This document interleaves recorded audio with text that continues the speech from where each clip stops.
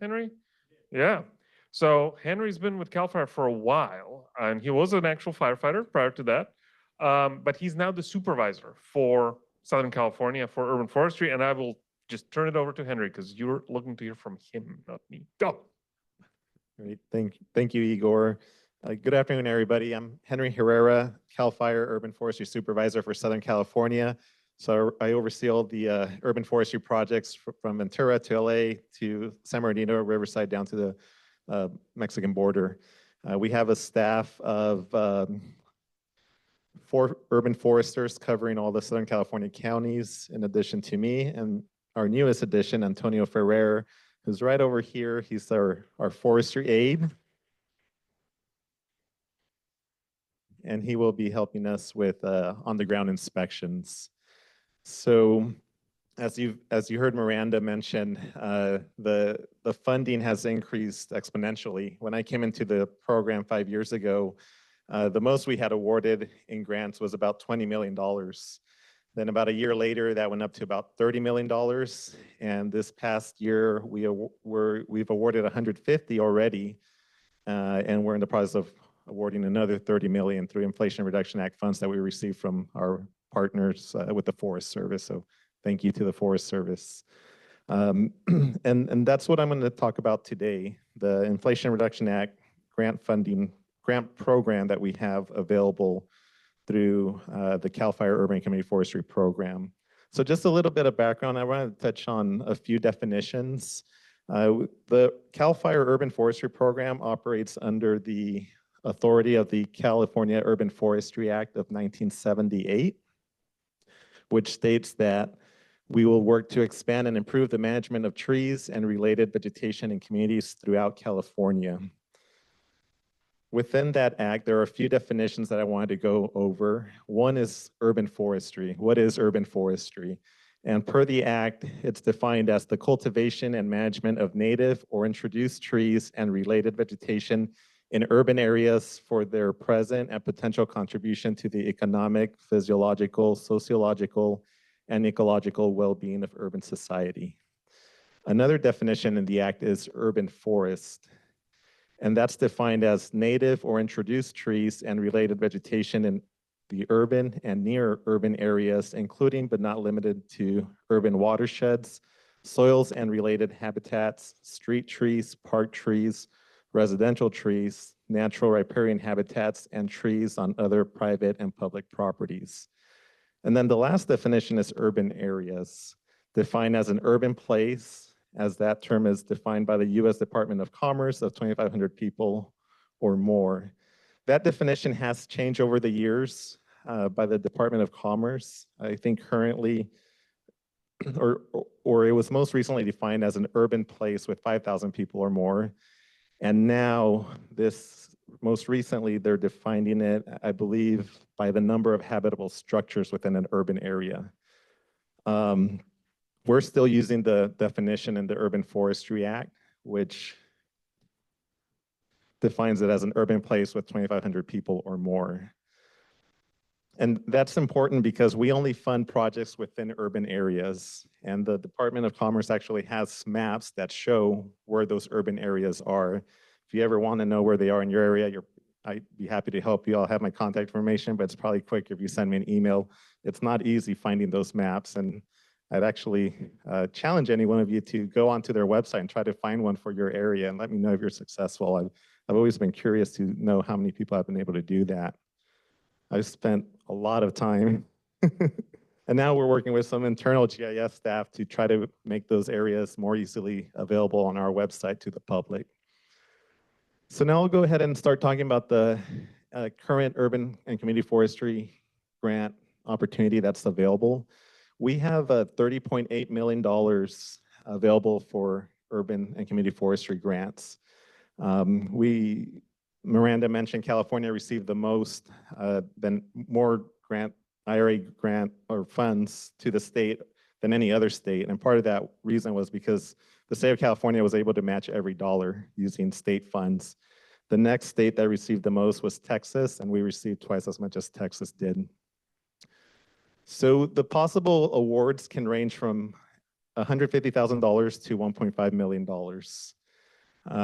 Regional and statewide impact projects, and I'll go a little bit more into detail on what project types we will fund, can have a maximum of $3 million budget.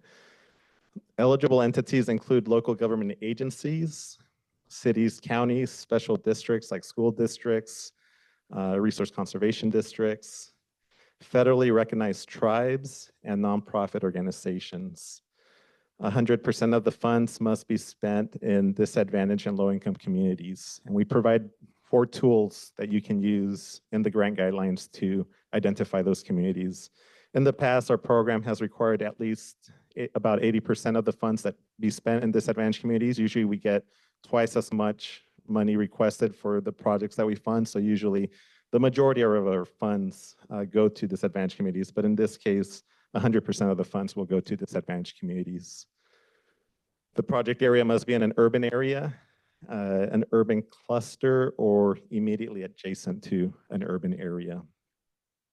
And subgranting is allowed under this grant program.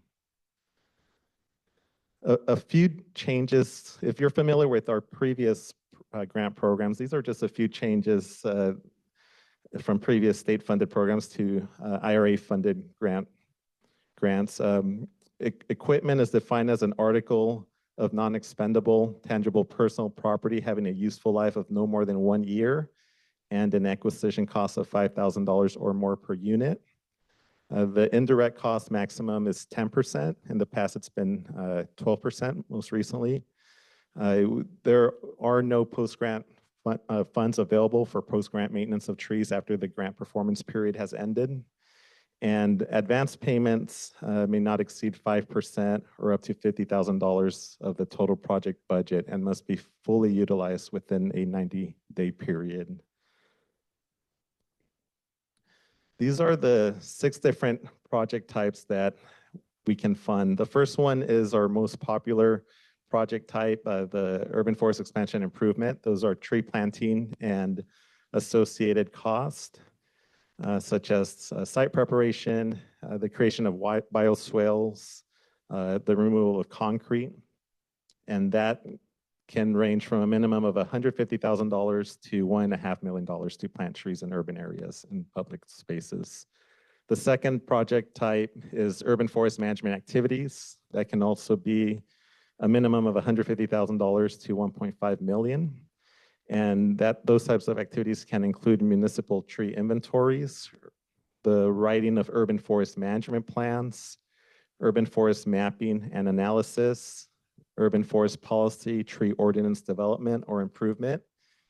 And it's not required, but it is recommended that there be a tree planting component as well. The third type is urban forestry education and workforce development, a minimum of $150,000 and a maximum of $1.5 million. And that can include development and implementation of urban forestry, arboriculture education, training programs, and associated costs. The fourth one is a new one. It's urban forestry regional or statewide impacts, and that's the one that can be up to $3 million. That can be to fund the improvement, expansion, and coordination of urban forestry programs throughout a large geographic area at a statewide level. The fifth one is urban forest equity capacity building, $150,000 to $1.5 million. To provide technical expertise, assistance, grant writing capacity, and grant reporting support to eligible entities that may not have that capacity in-house. And the sixth one is green schoolyard projects, $150,000 to $1.5 million. Tree planting, the conversion of pavement to green spaces. It could include rain gardens, the installation of natural playgrounds, food gardens, outdoor classrooms, and temporary shade structures. This past year, we awarded $120 million to schoolyard greening projects, primarily to remove asphalt and plant trees on school campuses and child accessible areas. We are currently finalizing grant agreements for green schoolyard projects on childcare facility locations. And so if you're interested in schoolyard greening projects, you can still pursue funding for that type of project under this grant program. So a few more, some more information regarding this grant program. It is not aimed at insect or disease control or tree removal. Tree removal could be used to meet the match with CAL FIRE approval. It would have to be a discussion that would have to take place prior with your local urban forester. If it is allowed, funding for the removal of trees to make room for the planting of new trees may be approved if the trees die due to a natural disaster, such as a disease outbreak or a potential storm event, something like that. But if it's just normal tree mortality, it's not something that the grant program would cover. Location data, species, reason for removal, and picture prior to removal would have to be shared with CAL FIRE as part of the approval process. And projects would have to show that trees that were removed are replaced with a tree of similar or improved long-term carbon storage and co-benefits. Here's the tentative timeline. The application period is currently open through May 30th. We plan to review applications in June and July and hopefully have grant agreements fully executed sometime this summer. The work has to be completed by March 31st of 2028. And final documentation, final invoice and reporting would be due on April 30th of 2028. We did have grant workshops and office hours. Our last office hours were this past Wednesday, but we have our workshops recordings on our website and also Q&A information from our office hours on our website as well. These are just some pictures of the types of projects that we fund. The one on the top left is a schoolyard greening project conducted by Amigos de los Rios.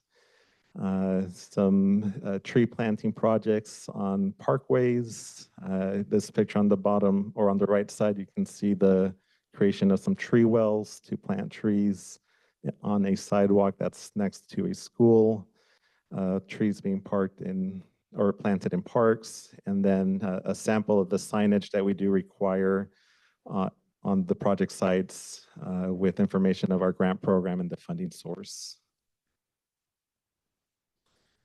This is our website. You can just Google CAL FIRE Urban and Community Forestry Program, and you'll find our website, or you can also go to fire.ca.gov, click on what we do, go to grants and select Urban and Community Forestry Grant Program, and that'll take you to our website. You'll find information on this grant program at the very top. You'll also be able to find the grant guidelines, necessary forms, the grant webinar recordings. You can sign up to our emailing list to be notified of future opportunities, and you'll also find contact information of your local urban forester. Just a few additional resources. Select tree was mentioned earlier. All of the trees do have to meet certain requirements. They have to be low to moderate water use. They have to be at least 25 feet tall and have a 25-foot wide crown upon maturity. They cannot be on the California Invasive Plant Council species list. They cannot be palms. They're not, since palms aren't trees. And a few additional requirements that can be planted on the guidelines. There's my email, my phone number. If you have any questions, be happy to answer any questions at this moment as well. Thank you.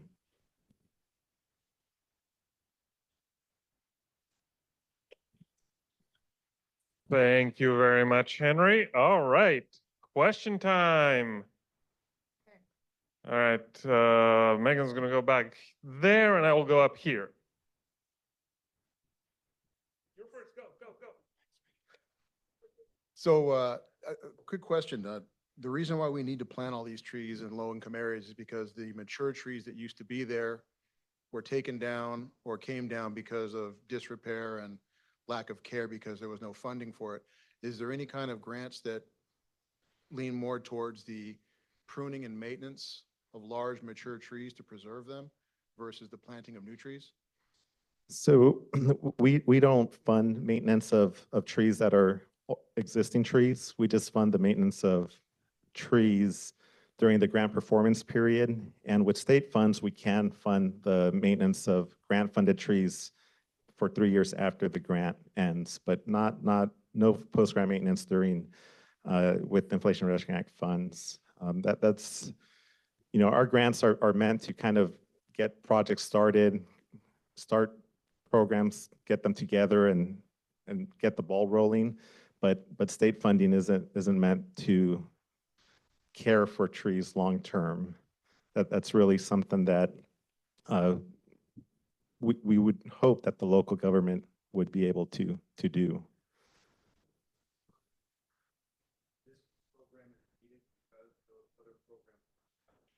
Mhm.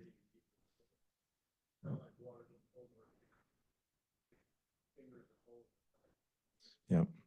Well, yeah, we've had this conversation before, and we feel that if the state were to come in and start doing long-term maintenance, then that, local government agencies would at that point be off the hook. They would be 100% dependent on the state.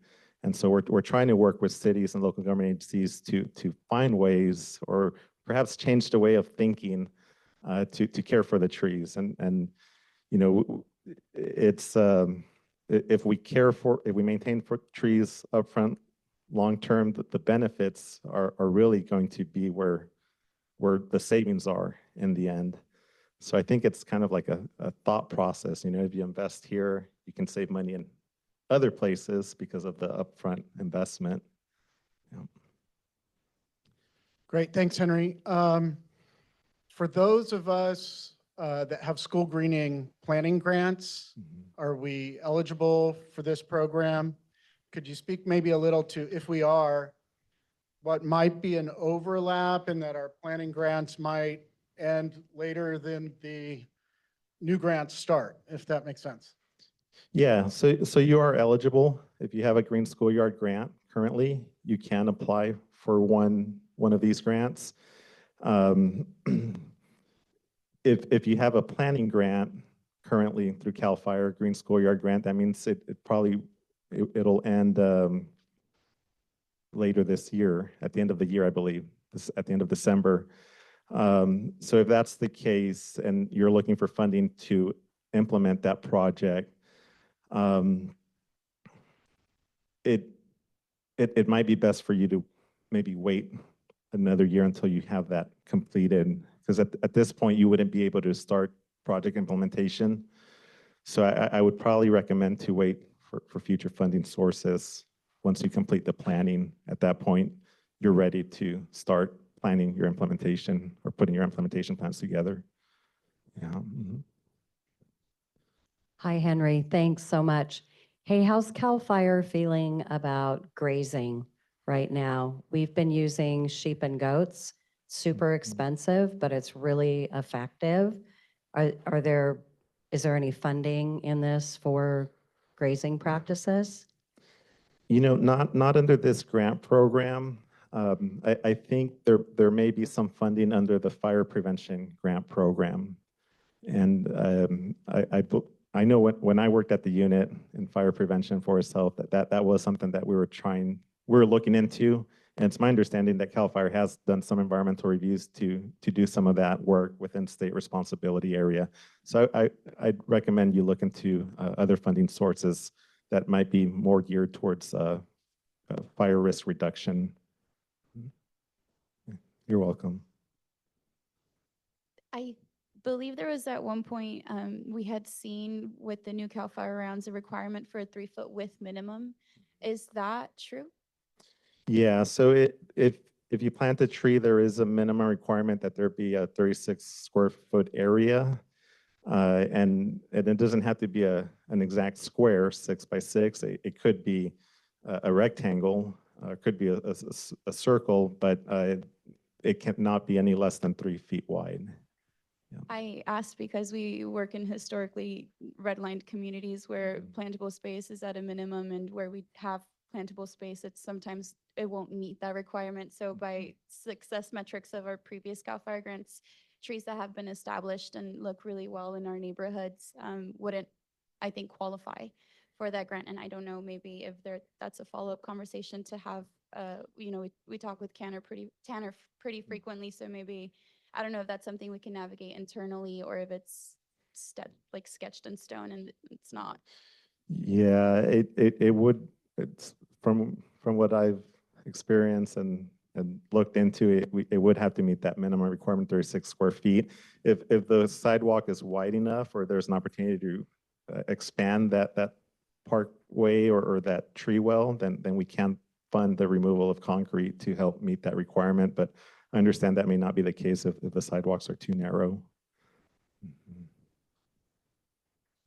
Yeah, no, I was just gonna piggyback or in LA City and portions of LA County, we've cut concrete in order to create that planting space. One of actually the only CAL FIRE grant that LA Conservation Corps applied for, we were cutting out 5 by 10 foot tree wells in order to plant large stature trees to, get as much carbon sequestration as possible. But so long as the sidewalk is ADA accessible, you can create a space for the trees as long as you capture that, as long as there's ADA accessibility. So there are communities in South LA where there's a 2-foot parkway, we couldn't get a tree in there. There isn't really, you could plant a tree there, but it's just, for CAL FIRE's requirements of carbon sequestration, you'd have to plant a lot of trees. And then also municipalities, they're not allowing you to plant trees in 2-foot parkways. So it's trying to think outside the box and find those spaces that you can either increase the space or move over into open space plantings. Question back here. Oh, go ahead. I just want to make a quick remark. Thank you so much, Henry, for the presentation. I noticed I didn't get an opportunity to submit an application for this one because we're focusing on a bunch of other grants. But as one of just a couple toking wood specializers, I noticed that it said nature playgrounds in the school greening. And I know we're a giant group of tree planters and tree take carers, but just so you all know, in the wheelhouse and in this network, Lumbercycle, and I'm sure West Coast Arborist could do the same, we work with professional nature playground designers, architects, and builders. So even though I'm not going to be submitting anything about that, if anybody is curious about adding an element of nature playgrounds into your school greening programs, I have a series of connections and contacts, and we've supplied logs and lumber for building nature playgrounds. And it might just be a fun element that you can add. But yeah, sawmill, add it to your next tree planting grant, okay? Just throwing it out there. I was just going to piggyback on Carlos's comment and towards the young lady, but often when the parkway size is too small, then we try, if possible, to plant a tree in the front yard of the resident, if it's a residential area. And would this funding pay for residential trees if it was close enough to the public right of way so that it would provide a direct benefit in the public right of way? So are you asking about like tree giveaways or to pay for the actual planting of the tree on private property? Both. Okay. Private properties that are providing a public. Yeah. So I would have to double check on that. I think the tree giveaway might be a possibility, but I don't think we would be able to plant on private property. And I don't know if maybe Miranda has the answer or she wants to chime in, but I don't believe we would be able to plant on private property. We may be able to do tree giveaways, free tree giveaways, but I'd have to verify that. I'd like to say in respect to planting on private property, like with homeowners, you have to be careful for that too, because we were dinged for providing, say, a 15-gallon tree and expecting the survival of that tree. So if that's your tree, one of your 10% that's visited during, the post grant period, then it will show like a lack of survivability for all of your trees. So the one tree that you planted in a homeowner yard, it'll go against, maybe you have 10 other projects where you've planted 90 trees, and it doesn't look good. So for us, for that particular, this kind of grant, it doesn't seem to work. For other grants that are available through, other institutions that they're trying to get more resident trees planted, then it might work. Does anybody have any other questions? Sure. So Henry, I'm not sure all the stipulations in your RFP, but in terms of Inflation Reduction Act funds in general, you are allowed to plant on private property. You have to show a public good, right? You also, one of the things we stipulated in our RFP was the importance of how you're doing it, not what you're doing it, but how you're doing it. How are you connecting with those folks that you're utilizing their property? Are you going to their house, talking to them, helping them identify trees? Are they signing an MOU? Or, one program I read about was actually going to send them texts, and they got like stars and points that could get them like a gift card basically to go buy coffee at Starbucks if they clicked enough that they had watered the tree, cared for it, and took a picture of it. And so, in our RFP, we gave you we had a lot of latitude on how that might look, but you needed to show some sort of program or idea of how you were connecting on that maintenance aspect, because we needed to show the public good that this tree is going to survive and that the folks that are maintaining that property will care for it. Thanks, Miranda. Victoria. Wasn't just waiting to talk. I do have questions for you as well. I really want to clarify that private property and homeowner situation. Is it yes, our homeowners can plant on their property with things like an MOU in place? Or is it yes, you can plant at a property if you label it tree giveaway as opposed to open space planting? Yeah, I'm gonna have to look into that. We've never, from my experience and from what I know, CAL FIRE hasn't funded the actual planting on private property, but we have allowed tree giveaways for folks to plant their own trees on private property. So I'm gonna have to look into that. Thank you. And working at California Relief, I get a lot of questions about this all the time that I send to you, but I would like to share some of our member questions with you. One of the questions was, what is a competitive price per tree? They had given an example that in their neighborhood with concrete removal, their price per tree would be about $1,195 per tree. Can you comment on that? You said $95 per tree? $1,195 per tree. Yeah, so it's gonna vary by situation, case by case. I would recommend that they make a case and justification for that cost and explain all the costs, their situation, any challenges, and tell us why it costs that much and why we should pay for it. Great. Is there an average number that you typically look for? There is no average number that we look for on a cost per tree. No. Great. And then you talk about tree removal. Can we identify stumps as something needing to be removed, much like concrete, or would that count as a tree removal? So we'll pay for the removal of concrete, but yes, stumps wouldn't be something. It might be a part. It might be something we can cover under the site prep. Yeah, if you have an empty tree well and there's a stump there and it's a suitable place for a species that you're proposing, that I think that would be an eligible cost. Yeah. Fantastic. And my last question is, can you please explain a little bit about the maintenance? The grant RFP does say that maintenance is included, but if it's only for new trees planted, what are some examples of what maintenance might be on a 1 to 3 year old tree? So it's maintenance during the grant performance period. So once the grant expires, the funding ends. But the maintenance during the grant performance period could include watering, It could include replacement of the tree if it dies. It could include the stakes and the ties, the readjustment of them, structural pruning, mulch. Mhm.